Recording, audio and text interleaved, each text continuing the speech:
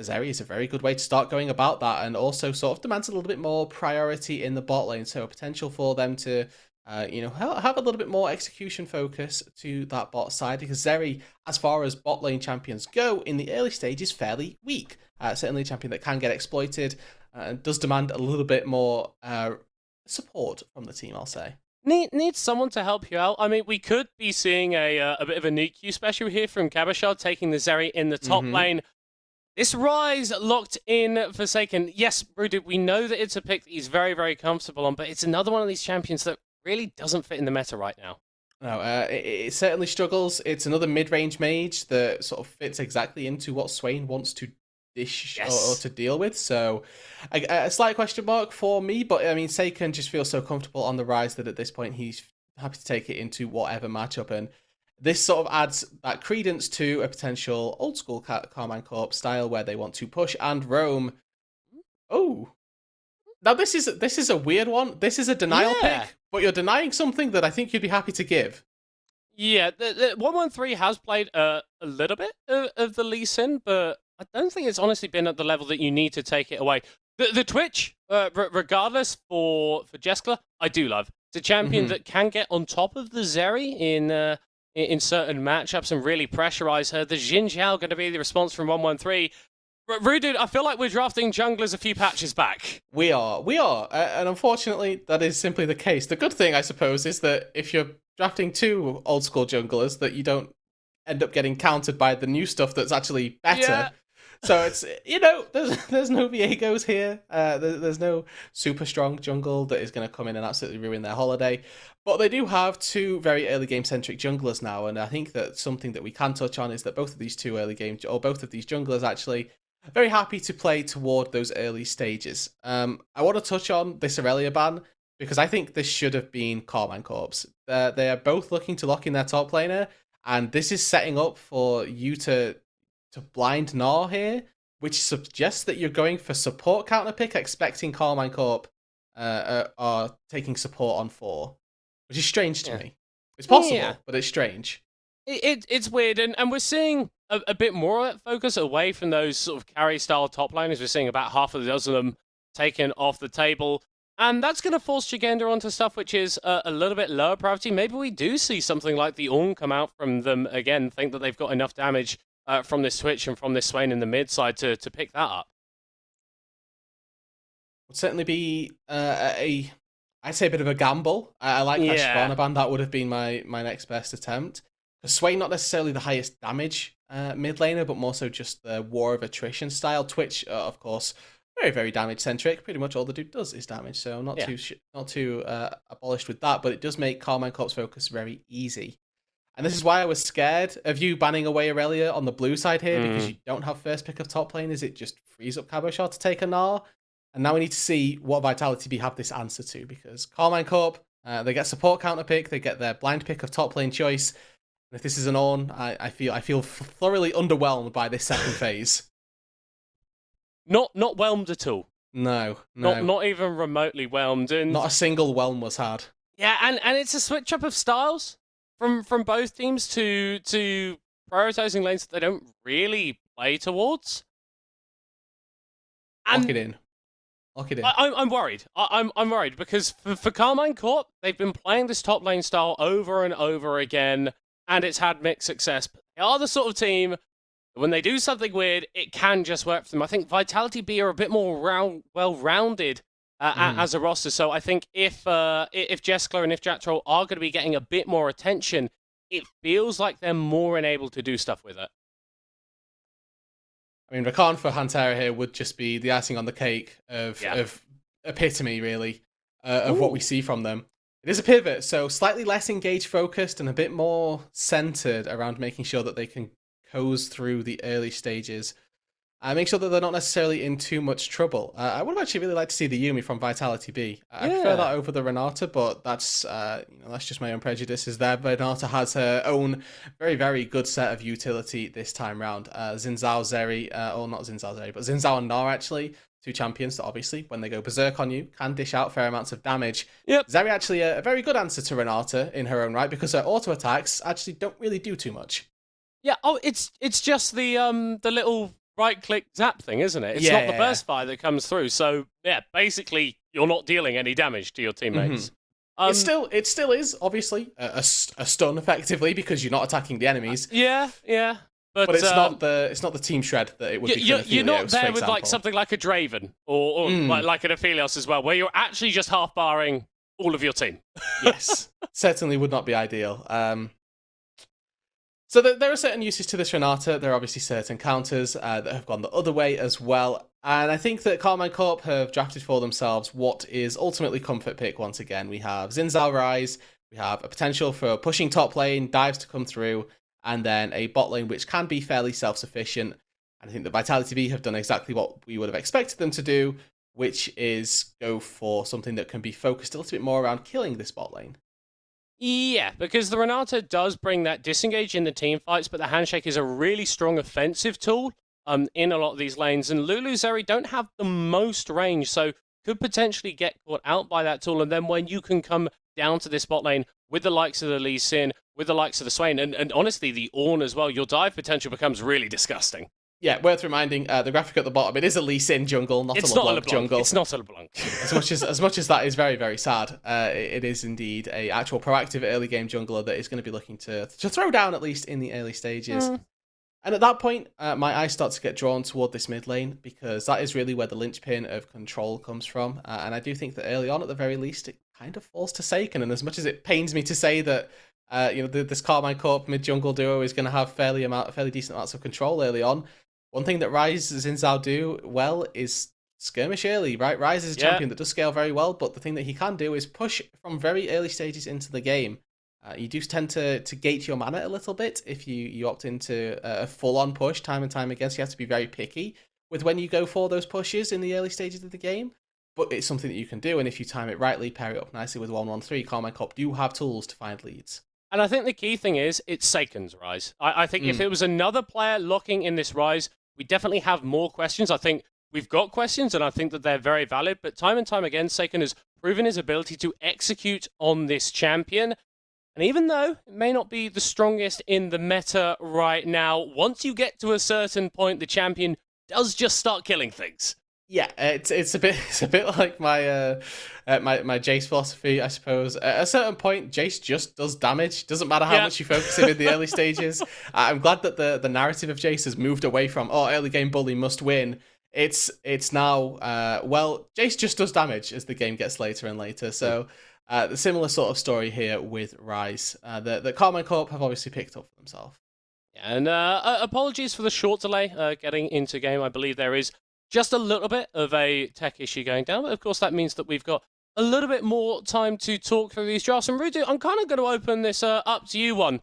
We've talked a lot about things, okay? So a lot of thing discussing. Are there any things left that you'd also want to discuss? We're going real basic. Open up the floor and just say, you know what, dude, have at it. Look at this draft. Tell me what you think. Do you want to have a conversation? Yeah, let's have a conversation. I feel like that's kind of what we're here to do. Let's talk a little bit about what we're expecting from these teams through the late game, actually, because something that's always good to mention is how the scaling aspects work for both these two teams, given that we have got actually fairly aggressive junglers in the early stages. Now, I'm looking at Twitch and I'm looking at Zeri, and honestly, I can't tell you apart which of these two is going to scale later on. It does come down to that real execution focus, because both of these champs, again, live and die by their ult. We saw a good example of it from Zeri last game. Now we get to see it from the Twitch. If the spray and pray is up and ready, you can kill people from further away than any other ADC in the game. But if you don't have that ready, again, that's just not a tool that you have open to you, and you have to play a lot more cautiously. The same can be said for Zeri. You don't have that safety net if you don't have that lightning rush ready and available. So fighting around those cooldowns are going to be very, very specific, very necessary to keep track of. And they've both got enchanters in their back pocket to buff them up as the game goes later and later. The thing that I'm sort of keeping my eye on relative to the two team comps is that Vitality B have drafted damage to exclusively facilitate the Twitch down on the bot side, because they've got an Ornn in the top lane and a Swain in the mid lane, which is, as we mentioned earlier on, a little bit less damage centric, more pure frontline centric. And I think that specifically versus Azeri as well, as a slight aside, the Swain's not going to have a great time because the Azeri is going to be permanently out of the Swain's range. Where for Carmine Corp, they have got more tools to do more damage because they've got a Nara in the top lane to begin with, and they've also got Rise through the late game, who not necessarily the greatest frontline, but does do a lot of damage. Rise is Rise. And yeah, you've got a couple picks that can throw a little bit more damage into the mix. But I think with Vitality B, they're not going to be concerned that Jeskla has to be this big carry because he's been an incredibly consistent performer for them.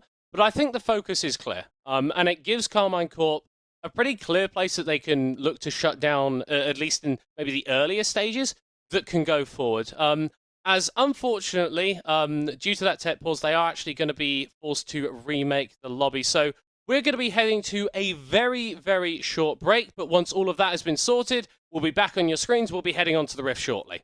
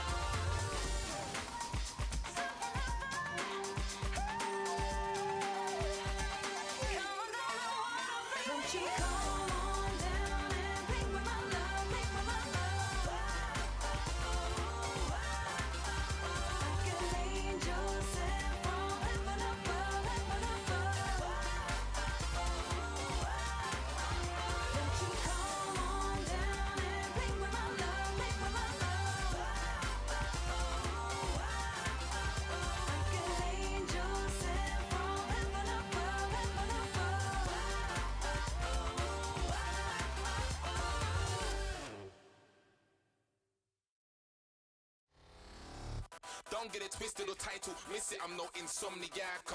Starting like a junkie to drugs, but after dark with my crush be at. Turns up when the lights turn down, vamp your life, but ain't on where blood be at. More on where the fun be at, and the riddles will have you jumping like Jack, and the women will have you taking steps back. Chilling this city, call me a saint, place packed in the drinks we have be stacking like racks. Whole bottle of drunk with that face, in fact. Lifted but no tow truck, public offense will we roll up, cause it's too loud, won't slow up. No brakes on someone when I rig the bus. Heard him on it, but we're still laid back. She made me stand up, but still I'm laid back. Saying I'm a player, she don't play that. I said it might look different when you press playback. Now I'm lighting up, though I said it ain't bright enough. They repeat the cycle till I lighten up. Say I got a screw loose, won't tighten up. Car among the stars where you're sighting us, so it's visible we ain't the same. But I'm telling them to hate the game, not the player car, not a main about to change. And it's been like that from day. The vibes where the freaks all rave, the lives where the freaks all crave, the nights when the freaks all play, and I'll be like that until the last day. It's the night. We ain't getting no sleep for the night, we be looking at fiends. We ain't getting no sleep for the night, we be looking at fiends. We ain't getting no sleep for the night, we be looking at fiends. We ain't getting no sleep for the night, we be looking at fiends. We ain't getting no sleep for the night, we be looking at fiends. We ain't getting no sleep for the night, we be looking at fiends. We ain't getting no sleep for the night, we be looking at fiends. We ain't getting no sleep for the night, we be looking at fiends. All looking like fiends. Craving for the sun's retreat. Gone off that steam. No iron, still time that I straighten that crease. Touch roll like I got 4 wheels. No rev let drop, but I'm out for the frills. Trust, get the mood right. You'll be a whole gang of people chase with the moonlight. All tell it to animals. On feeding their feasting, I drop out to have them all. No need to hold back at all. Ain't nobody judging or leading their back and walls. Ain't in no track no more. Leave all that at the door. We don't adapt to law rebels without the war. Cause we don't wanna hurt nobody, but try me and you won't dance or hit the floor. But that ain't what I'm in it for. But give them a sec while I'm in it more. Still, it's all part of the scene, but have me cause one if you act obscene. Car, man don't take things lightly, nah, especially at night. Has so many brothers wanna fight me, so when I swing my left it goes right. Back to tight bodies, in tights the body, one link me like lollies. Get loose, no molly, which leads to Johnny, not naming names. I keep it player, no games. The vibes, where the freaks all rave. The lives, where the freaks all crave. The nights, where the freaks all play. And I'll be like that until the last day. It's the night. We ain't getting no sleep for the night, we be looking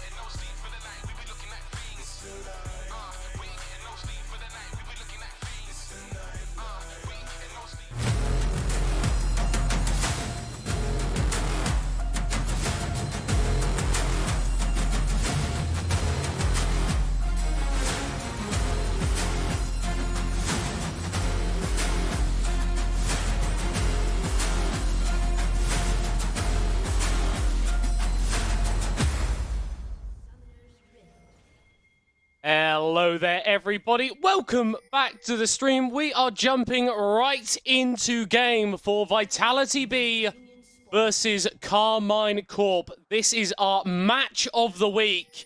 It's two Titans on the LFL face-off.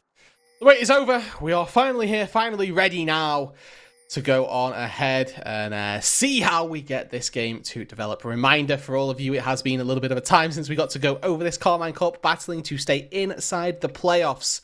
With this win, even if they lose, they will still be in it, but it would put them a much better position to stay in the playoffs if they find this win here. Vitality B looking to secure a sole possession of second place come the end of week 8, heading into week number 9. So a lot on the line for these two teams. Certainly the right time for them to start to really ramp up their season with just 3 games left.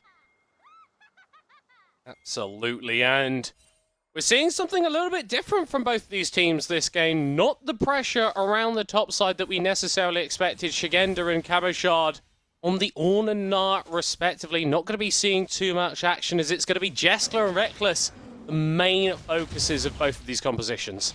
Yeah, whenever we see Gnar versus On in the top lane, the expectation is that the Gnar is going to generate their own advantage, but that doesn't necessarily demand too many resources from the team. Now, I say that, and I'm looking at where the junglers are starting, and I do tend to think, well, what if Cabochard sets up for a 3-wave stack, crash and dive on that top side? Because Skeens is clearing top to bot, where we've got 1-1-3 clearing from bottom to top, pathing away from this bot lane, as Skeens is going to be pathing toward it. And the sort of tried and true composition from KC is that they would attempt to take this dive on the top side. Something I'm not happy about, though, Middlecott. I'm seeing Skeens full clear on Lee Sin. That makes me sad. It's not great. You do want to be proactive in the early stages, but looking towards these lanes, not necessarily the best setup CC for you, at least just yet. No, quite right. You know, and you know, it makes me sad because Lee Sin is this demands early game proactivity jungler. The good thing is as well that he's matched up against another jungler that demands early game proactivity. And for the most part, they've actually both opted into the same set of players. It's the complete blue side jungle straight into a red buff into potentially looking at ganking and seeing where the lane states are situated. Because it's a little bit scary to just randomly throw off your entire pathing for a gank, but 1-1-3 is going to do it.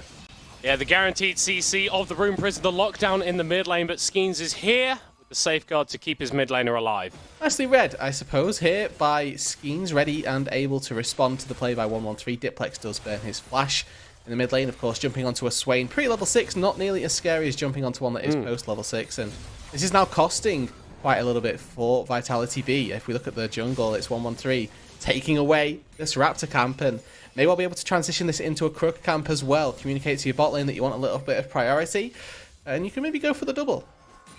Yeah, but instead, 1-1-3 is going to be pathing a bit more into that mid lane and coming up to attack Skeens as he beats down on to that scuttle grab. So not opting to split the map, a bit more willing to tussle with the enemy jungler, but the crab is already gone.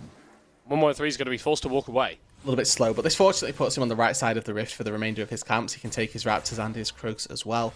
So not necessarily the worst thing in the world where we see Skeens actually has to go back to base. So he's going to have a little bit more time out on the map. There's maybe a 20-second window in about 30 seconds where we've got a bit of time for Skeens to do something on this Lee Sin. Where 1-1-3 is going to go clear his camps, go back to base, and then come back out onto the rift with a lot more gold and a lot more agency in the team. As Cabochard getting the shove onto Zagenda, kind of as we expected. You already touched on how the Gnar does tend to have a lot of priority, but again, as we expected, Zagenda up there, even in terms of CS, and not really being pressurized as much. Interesting itemization coming through from Diplex here, actually going for the Giant's Belt on the Swain. This is something I've been seeing a lot, Rude, dude. It is, and basically, health just early in the game is the most effective stat that you can build. Basically, you know, as a baseline, you can take that away, largely because damage doesn't tend to be as easy to build up through these early stages, and the work towards a Rylai's Crystal Scepter, 1 Amp Tome versus you know, 1 Blasting Wand or a Giant's Belt. The Giant's Belt gives you the most. Saken forced to flash over the wall there as that ward actually spotting out Skeens as he made his approach. Recall being challenged by Reckless here as Saken is waiting in the wings, baiting in Jack Troll as he flashes over the wall. Ignite and Heal going to be expended on opposite sides, but a positive Summoner spell trade for Carmine Corp. Could very well have been a 2v2 that Vitality B could take, but they didn't have mid control. Saken moves his way down, and 113 also there, willing and able to make his way into that bot side. Through hits mid lane, but no 6 means that Diplex is going to get a favourable trade, and sidestepping those overloads as well means that there's not a great load of damage to come back from Saken. Now that level 6 has been hit for Diplex, and an all-in in this mid lane is still possible, albeit a little bit more difficult. And that giant spell is really sort of like tricking your eye almost. It looks like Diplex is relatively equivalent with Saken, but he's actually a couple hundred of HP up on the rise, and he's doing well in terms of the CS as well. So the Swain having a little bit more fun in terms of the early stages, but as that wave gets shoved in, Saken is going to be able to pick it up. Yeah, and talking about the effective stats that we've got right now, Saken needs a lot more time to get the usage out of the stats that he has bought. He has opted exclusively into mana, which gives him spellcasts. Doesn't mean that his spellcasts do more damage, but it means that he has more of them. The issue with that is that he has to wait for longer, to wait for his cooldowns to cycle up for him to get the most out of the mana that he's purchased. No. That's a little bit sad. Vision of Empire going, barely wide. But Diplex here with the, like I say, effective HP early on, very good if you can build it and get an item out of it. Yeah, so Rudu, Dragon has been on the map for a couple minutes, and neither team has really indexed too much pressure towards that objective so far. Do you expect either team to have a bit more of a focus on Dragons this game? I think this is a little bit of a weird one because Dragons are so frequently determined by bot lanes, and neither of these two teams play toward their bot lane. So Drake could very well go by the wayside for a fair amount of time. Obviously, mid lane has a slight impact on that, and given that we've got a rise in the mid lane for Carmine Corp, cheating priority can certainly happen. We're at this point now where, with no flash in the mid lane, Diplex doesn't feel too comfortable stepping up unless his jungler is right there, ready to go, which is unfortunately not the case for right now. And if we look at the pings on the minimap as well, respawn of the red buff is coming through. Diplex pushed in the mid lane, first move out of here, Saken doesn't know where his mid laner is, and that Scry's Bloom should alert them to there being some fishy things going on in the mid lane. Oh, 113, very nice movement, dodging away from the never move there as Skeens is forced to ward hop away. Saken going to pop the realm up and get kicked back to cancel the ultimate. And he's straight into the waiting arms of Diplex. First blood for the Vitality B mid laner, and 113 forced to flash away to prevent himself from being number 2. And it is just that flash lacking there for Saken. He can't get out of the kick range, can't get out of the resonating strike either, and with good connections on skill shots, Vitality B are able to generate themselves first blood, kick them right back into the waiting arms of Diplex, who can quite happily land the never move off the back of that as well. No TP for Saken means that he's going to miss a fairly sizable amount of this wave under the turret. We're all seeing that Carmine Corp may well be able to turn this into a Drake for themselves. Diplex wants to spend that gold. Vitality B may have to cede this one in favour of getting that kill. And that's come from a lot of the pressure that Reckless and Pantera have actually been able to put out in the spot lane. The CS lead for the Zeri isn't massive at this point, but you're going to feel good scaling up, picking up those minions, picking up those little bits of gold as 113 slays the Drake. And looking at the position from Vitality B, not really in a place where they can contest or trade with the Herald. As far as early Drakes go, Cloud actually one of the better ones to pick up because of the way that the percentages work on movement speed. You have a lot more base movement speed, so you get more effectiveness from the percent that you get. But also, it means that it's not a Cloud Soul for the remainder of the game, which means that if you are able to pick up those early Drakes, you're able to pick yourself up an early Soul, and it tends to be a little bit stronger if it ain't that Cloud. Definitely a niche Drake. Has its power, has its uses, but I know, personally I just prefer blowing people up. Carmine Corp moving towards this Herald. Vitality B pulling their support here. Jack Troll is in the area as Reckless is heading down to the bot lane, and Jeskla slowly making their way towards the northern areas of the map. Jelly will reset, and now Skeens can move towards the objective. How frequently do people use cardinal coordinates to describe Summoner's Rift? What's a cardinal coordinate? North, east, south. Oh! I've always just called them, like, compass directions. Yeah, that's fair. Cardinal coordinate sounds like, I don't know, something to do with, like, the Pope. That's cardinals, right? Yeah, same sort of vein. Same sort of vibe. Is it a case of, like, the Pope is always in a certain direction away from you? Yeah, is that the how hierarchy compasses work? Is of the they Catholic just, Church. Do compasses just point towards the Pope? I did hear that the Pope has a massive electromagnetic field. That is one of the prerequisites. Is that what's in the hat? Yes, must be. We need to be careful. We do. What was it last week? It was flat Earth, and now Flat Earth. I feel like our understanding of geography is not particularly good, for it, dude. I feel like it is. We're just telling people it's not. As 113 going very aggressive onto Jatroll.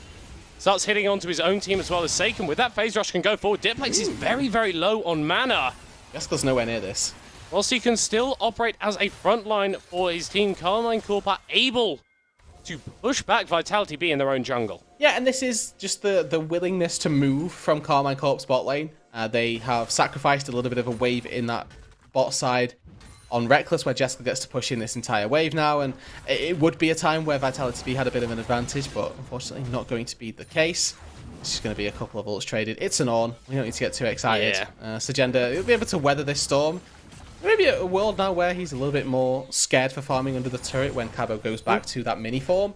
But by and large, poking out the Ornn, this is pretty much as expected on this top side. Cabo has the run of things, and really, you're only looking at how large that CS lead gets. For Sagenda, he is absolutely demolishing this top lane. Absolutely chilling as the Barmy Cinder, the Warden's Mail, and that Glacial Shroud in pocket. So a Frozen Heart could come through pretty soon for this Ornn. Now, I'm intrigued that Cabochard's gone towards this Divine Sunderer. We are seeing a lot of Nars pick up stuff like the Trinity Force, which is a bit more damage focused in terms of the 1v1. Survivability feels like the name of the game for Divine Sunderer. Yeah, and also just potentially opting into a little bit more split push focus potentially with that, as usually on the top side, Saken and Diplex going into their own little battle, but it is a Rift Herald down in the bot side that Jester may be punished for. Good handshake from Jacktraw. So far, he's been absolutely nailing those as well. But to touch on quickly, the way this bot lane has been going, we haven't really seen too much from it, and we're expecting these two to be late game carries that we need to keep our eyes on. So far, Reckless a little bit further ahead of the curve, sat on that 128 CS, Immortal Shield Bow already completed, versus Jessica, who currently just sat on the components of a Blade of the Ruin King. Yeah, obviously once the Twitch picks that up, it's going to be pretty decent sized power spike for him, but yeah, an AD carry that really starts to get online once you're at that 3-item point. Not too dissimilar from Zeri herself, honestly, but Carmine Corp with this Rise as well, another scaling threat that they can offer. The fact that the game is even isn't going to be troubling them too much at this point. No. They're still going to be quite content, quite happy with the second Drake spawning as well inside the next 30, 40 seconds? Yeah, inside 15 seconds, there we are. Look at the top left routes, that'll tend to tell you. They're going to be quite happy as well on Carmine Corp to just take this one, I imagine. They've got complete control over this bot lane. Plates have fallen just in time for Reckless to secure a quick one before it goes down. But they've got push in this bot lane. Mid lane, they can quite easily secure quite quickly.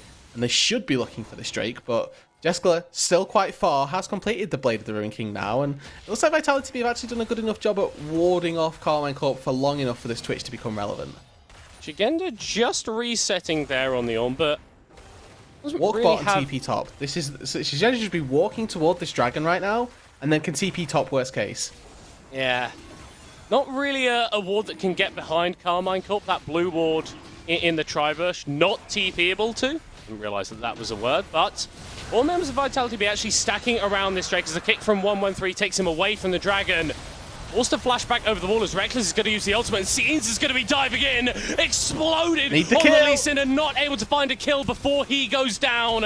A 1-for-1 so far, but Diplex is absolutely massive. Saken is going to be able to round warp his support away, but it's Vitality B who pull the trigger in the bot lane. Yeah, and they also take the dragon. I think overall it's actually a 1-for-1, which, given the way that the fight went, does not feel fair. But Carmine Corp able to go even in the fight in terms of kills, but they do lose out on the health pool trade and on the dragon.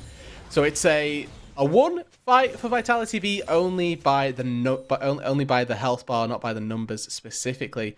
And Carmine Corp still with a 1k gold lead off the back of that Drake. Nothing off the back of the Drake and the fight.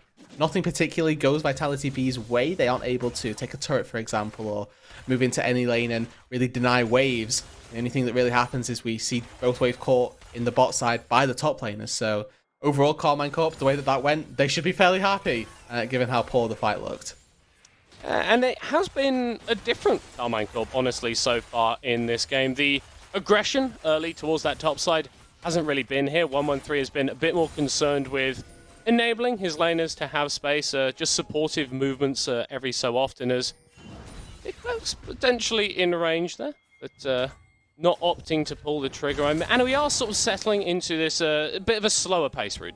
Yeah, Blanket may be coming out again, just while we get a little bit cozy, ready to go for what could be a fairly long game. What we're seeing is, again, two teams that kind of familiar with what their win conditions are, I feel like. Seiken on the rise getting some items, Reckless on the Zeri getting some items, and to that same extent even, Vitality B recognizing, okay, when Jeskla's hit that Kraken Slayer, hit the Runons, that's when we're going to be good to fight. We're quite happy to trade off these objectives early on and sort of see where the gold ends up lying.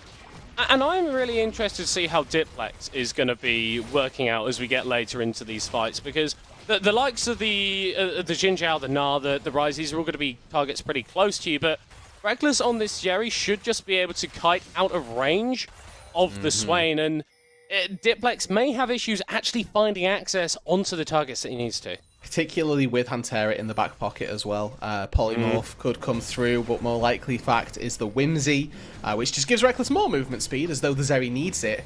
There's a lot of tools available to Reckless to staying alive, and that's something that they should be certainly looking towards. Herald summoned in the top lane. Seiken is going to throw as many spells as he can at the giant purple possessed rift scuttle thing. You know how tennis players make noises when they hit the ball? Yes. I imagine Rise doing that every time he casts a spell. He does make a lot of noises. He's a very noisy champion. That is true. They kind of sound all a bit weird, though. It's not distraction noises, it's more so... Oh, maybe it is distraction noises, actually, it because feels like it's he's weird. genuinely putting effort into casting the spells. Really? Yeah, well, I you think that summoning things from thin air takes effort? Right, rude dude, my knowledge of magic and its applications in the real world is exactly as... Exactly zero. Exactly zero. Exactly zero. Okay. It's not particularly high. All I know is, when the dude walked on water, he didn't make loads of noises about it. Yeah, I've not watched much Dynamo Magician Impossible, so unlucky. Not really able to comment. Jeskla did use the ultimate there on the Twitch and burnt the heal too, but Vitality B have got a momentary avenue to take down this mid lane tower, though Carmine Corp here to respond and prevent the structure from falling. Quite nice as well of them to try and defend their mid-tier 1 turret, and they do so successfully as well. I want to draw your attention to some crucial item spikes that are starting to be secured. Phantom Dancer is almost ready for Reckless. We have got that second item finished for Seiken in tandem with the stopwatch as well. When that ticks over to the Archangels, he's going to be incredibly safe because you get as well the passive, the upgrade that comes from having that Seraphs completed. All of your spell casts give you health back, so certainly not too untoward, and the blue buff here acting as a little bit of a red buff as well. Obviously red buff giving health regen, the blue buff giving mana regen. The mana regen as well means that he can cast more spells, which means he gets more health back. Yeah, it's a self-fulfilling prophecy, but hopefully for Carmine Corp fans ends in a win. Teleports coming through from both top laners towards this Dragon pick, as Shigenda is going to be the initial focus. The Ornn is very, very tanky, but has already been taken to around about 15% HP. There's no way that Vitality B can take the rest of this fight. Nope. And unless Jessica goes huge here. Yeah, unless he just opens up on the Twitch. The Call of the Forge God is nice. It splits Carmine Corp. It forces them away, and Hantera is going to be taken down. Camo Shard goes mega, but doesn't quite get pulled back. The Never Move only getting the Gnar into that war. As the kickback actually coming through from Skeens. 113 diving into the team. The Gore Drinker to buy some time, but will get taken down. Seiken not quite able to find the Q as Skeens dodges away from it beautifully. Ultra Shock Laser, maybe. Boomerang Blade not quite able to find it. The Ultra Shock Laser not there in time as the hostile takeover thrown out from Jatroll doesn't really find anybody. Vitality B still get the pressure around this Drake. Once again, though, a one fight, but this time Carmine Corp have the health bars to go for something else. They're going to go and opt into this mid lane. Smite used by Summoner Spellbook Diplex, I suppose, as Skeens was able to secure that with his own Smite. But this is a trade, and I think, honestly, a trade that Carmine Corp will take. Mid-tier 1 turret for a Dragon. As long as come 10 minutes time, they aren't regretting this one. Let's see what they can do with that. Yeah, it would surprise me if they have, because they've taken down all of the outer towers for Vitality B, and the only one that Vitality B have been able to fell is that top lane, which, hey, if you're able to generate a long lane there and work that into your favor, I guess that's great, but I feel like Cabochard and Seiken kind of own the side lane at this point. They really do. Seiken pretty much, with Phase Rush, can never be killed and can always clear waves. And then I think that Cabochard wins the 1v1 against everybody that goes to the side lane right now. Divine Sundra plus Black Cleaver, Merc Treads on top of that, so he doesn't really ever get CC'd for all that long. This is a terrifying prospect play against Cabo right now in the side lane. And the Rise, credit to Seiken, working out all right. And by working out all right is, I mean, it hasn't been hyper polished in the early stages. That Ceres is now complete, that stopwatch there as well, and Carmine Corp, they've opted into this sort of slower style of gameplay, and the scaling composition, the scaling champions that they've got on their side, gradually approaching the point of power. We can't ignore the scaling on Vitality B, though, as Diplex maybe He might caught have out cheated here. vision. He might have He has actually cheated vision, so Carmine Corp don't know where the... Carmine Corp know where the Swain is. Carmine Corp know where the Swain is. And Diplex is 0-2.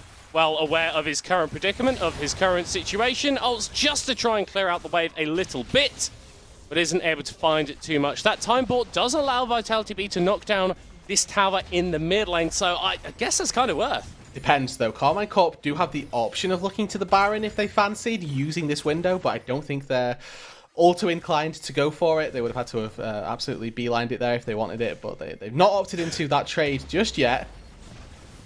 And they're just going to be a 1-for-1 in terms of those objectives, I suppose. Or 2-for-0 in the objectives, but a 1 kill over to Carmine Corp. Again, I think this favours the team that gets the objectives. I appear to be just having a lot of priority around setting up for these turrets, more so than anything else.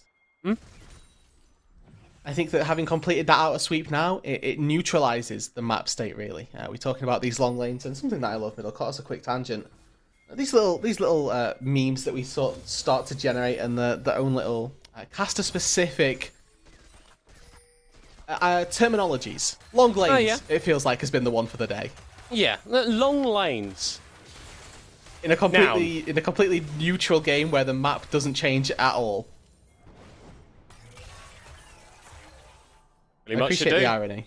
The teams, there is not a lot of opportunities for stuff to get done, as we're starting to see Cabochard group up with the rest of his team. The Forge God from Shigenda has been called on to 1-1-3, but look at that, Carmine Corp with the Shirelias not quite in range of Vitality B. Oh, we're getting close to action coming down, and Diplex may be the target. 1-1-3 able to heal up just enough to keep himself alive, but goes into the stasis. And the Swain will fall down at the end of it. A 1-for-1 on the top side as Jatroll taken down by Cabochard. Yeah, uses the Gnar there, solo onto the Renata, but he was about to run into Mini anyway. It's a worthwhile expenditure because that hostile takeover now no longer available for any ensuing fights to come through. Jessica, once again, not really a part of this fight, has been a little bit missing throughout this game and hasn't necessarily found the tools to get into this fight, and that's a theme that we are seeing. If they can fight with the Twitch, it tends to go well. If he's not there, it's quite the opposite. But Reckless is starting to sort of skate away from him, honestly. His 2 items completed on that Zerion has done for a fair bit, to be honest. Well, Jeskler is still waiting to pick up his Mythic. Once that comes through, the Twitch is going to be very, very scary, but once that comes through, Reckless is going to be even closer to his next item, as we are seeing teleports used by both of these teams. Skeens potentially caught out in the river, but with Diplex responding to Seiken, the jungler is able to escape. 30 seconds on this Drake spawn. Remember, Carmine Corp sacrificed the last dragon and they were able to secure themselves a mid-tier 1 turret. This time round, it's Carmine Corp once again who are looking to set up around it. Push the go fast button, but don't ultimately find anything. And one of the beautiful things about Zeri actually is that if there's nobody blocking, you can take these control wards without having vision on them. Burst fire hits, even if you don't see the ward. And you get the gold pop up to indicate that you've been successful in that juncture. Sagenda has called the Forge God. They can look for a fight. Oh, they're jumping onto Skeens, though he's forced to ult and flash away. The Lee Sin not going to be diving into any backlines anytime soon as Carmine Corp catch him out and secure priority and pressure around this river. Importantly, still good ults available. Call the Forge God. Burst fire down. There's a winning angle here for Vitality B. They've got some good ults ready and available. Spray and Pray are also up. I've just wasted the Call the Forge God, and Diplex also has that Demonic Ascension ready to go. Yeah, Seiken hitting onto Diplex on the other side is going to use that Vision of Empire as they're actually playing onto the rise. Seiken goes into the Zhonya's as Reckless comes over the wall. The Realm Warp able to get Seiken out of danger, but he may be falling low. 113 taken out as the Berserk comes through and Camo Shard not quite in range to hit out onto Seiken. Carmine Corp coming away, licking their wounds somewhat as Reckless may have overstayed in this mid lane. Jeskla gonna start to chase down the Zeri, but Hantera is here with the shields, with the heals, with the speed up to look to turn things around.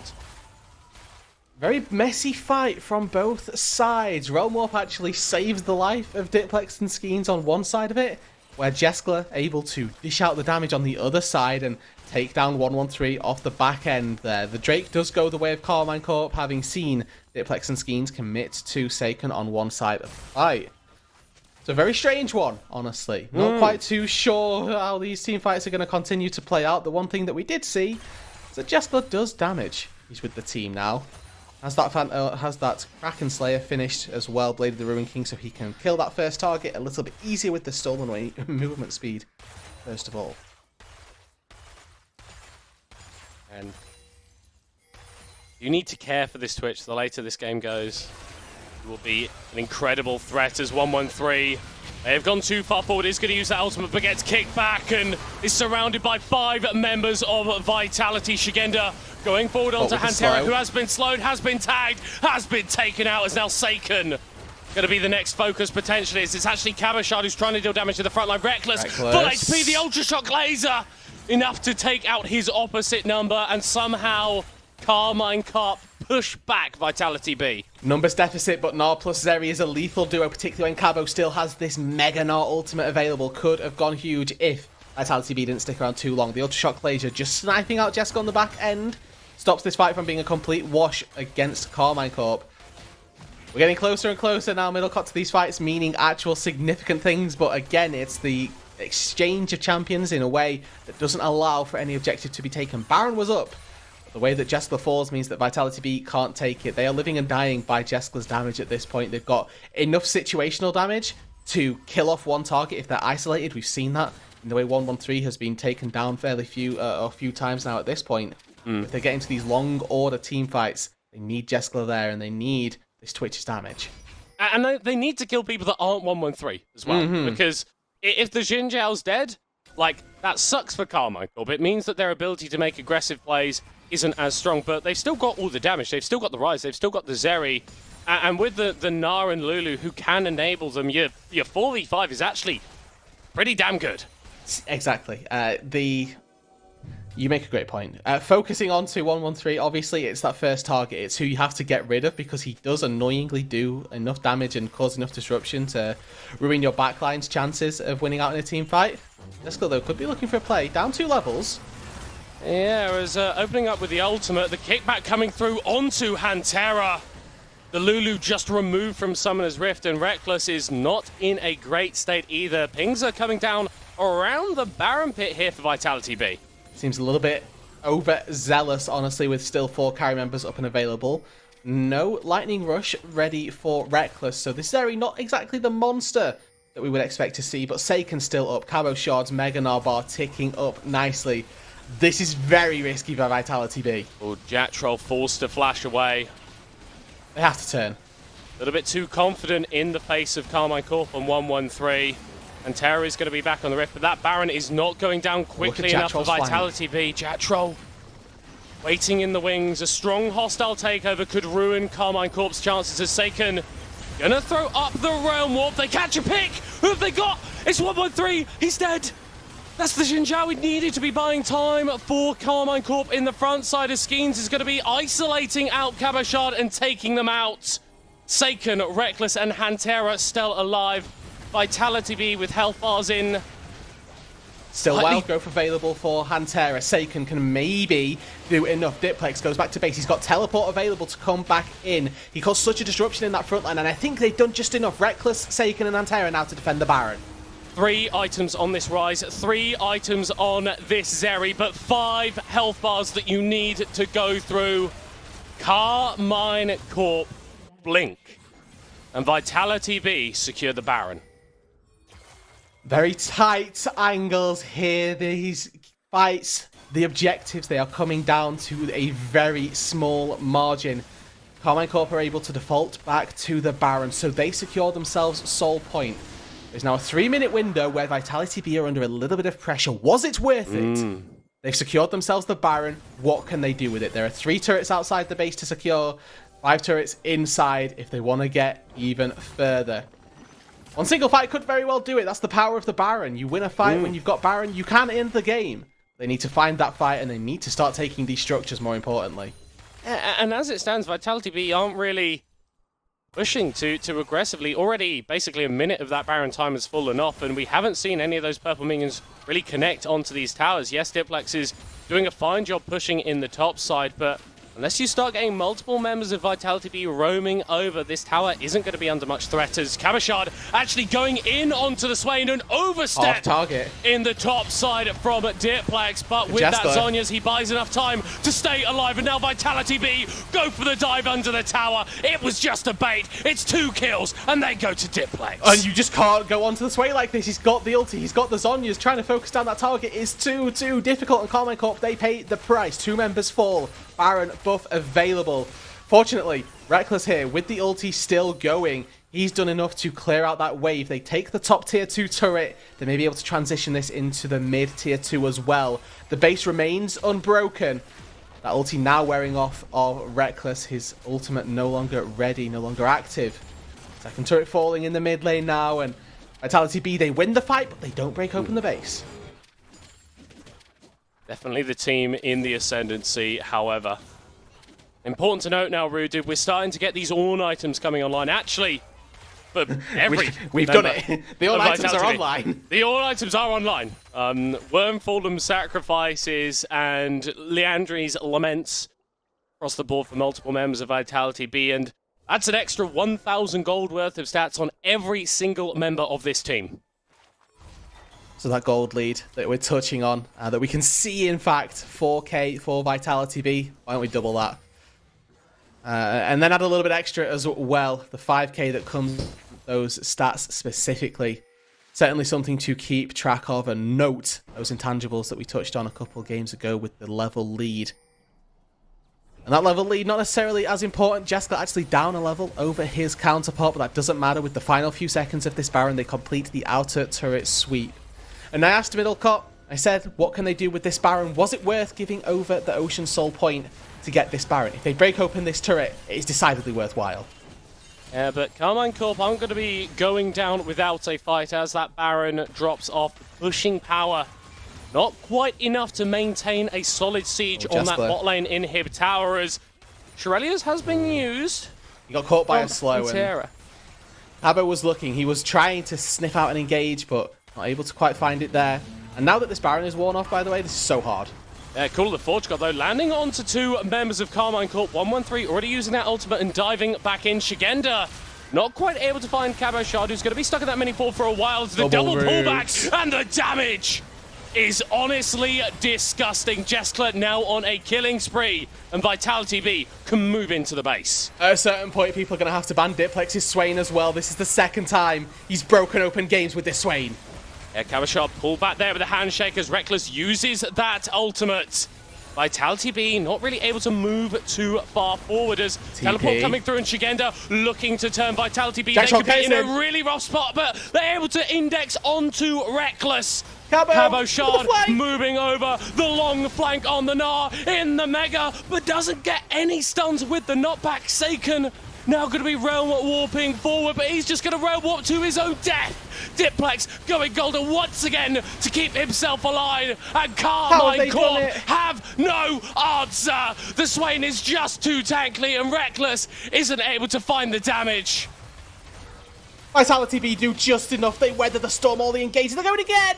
113 diving back in, using the ultimate shutdown secured onto Jester as Shigenda teleporting into the fight, interrupting the dash from 113 as Diplex is here as well. The solo lanes from Vitality B way too tanky to take down. That could be it here. Reckless, no ulti, Lightning Rush not ready for enough time, and Vitality B with the redemption are going to close out this game. The death timers are just too long. It was a cagey affair, a game that took a while to get going, but when it did, Vitality B assert themselves at the top of the standings. They take themselves into the top 2. Firm control now of that second seed heading into week 9, the final week of the LFL Summer Split. They go to 10-6, extend themselves ahead of Game Ward.